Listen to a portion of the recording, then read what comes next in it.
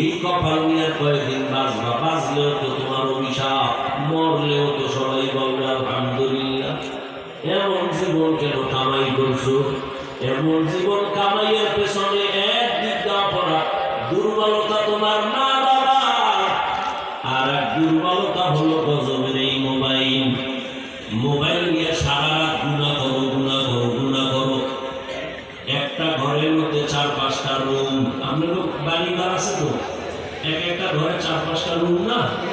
এক রুমে থাকে মা বাবা, আর এক রুমে থাকে ছেলে, আর এক রুমে মেয়ে। সব রুমের মধ্যে মোবাইল চলতেছে সারা রাত। মোবাইলের দ্বারা সারা রাত ঘরে পুরো রুমগুলোতে জেনা চলে, চোখের জেনা, কানের জেনা, অন্তরের জেনা, হাতের জেনা। সারা রাত একটা ঘরের মধ্যে মাইয়া মোবাইল চালায়, ছেলেটাও মোবাইলে গুণা করে, মা বাবা স্বামী আর স্ত্রী গুণা করে। মহাব্বত নাই। ওরে ঘুমের মধ্যে তো ঠাড়া পড়া দরকার ছিল, ঘুমের থেকে ওইটা তো দেখা দরকার ছিল। চেহারাটা সুগার হয়ে গেছে, একমাত্র কারণ মুহাম্মদের উম্মত হওয়ার কারণে আমার আল্লাহ গজব দেয় নাই। আমার নবীর উম্মত হওয়ার কারণে আমার আল্লাহ দুনিয়ায় কাউকে এই পরিমাণ লজ্জা দিবেন না যে চেহারা পাল্টায় যাবে। কিন্তু যেই পরিমাণ অন্যায় করো, এতে চেহারা তো পাল্টানোর কথা, অন্য নবীদের উম্মতের হিসাবে গুনাহ তো কম হয় না। শুধু কি তাই বাবা? এই মোবাইল দেখা দেখা চেহারার নূর নাই, আলো নাই। ওদিকে তোমার কিডনিও দুর্বল হচ্ছে, খবর নেই।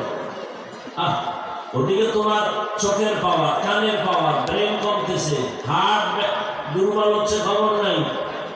মাথা ব্যথা আগের থেকে বেড়ে গেছে, চোখে ব্যথা বেড়ে গেছে, চোখে পাওয়ার নাই, কানে পাওয়ার নাই। ওদিকে মা বেজার, বাবা বেজার, শিক্ষক বেজার।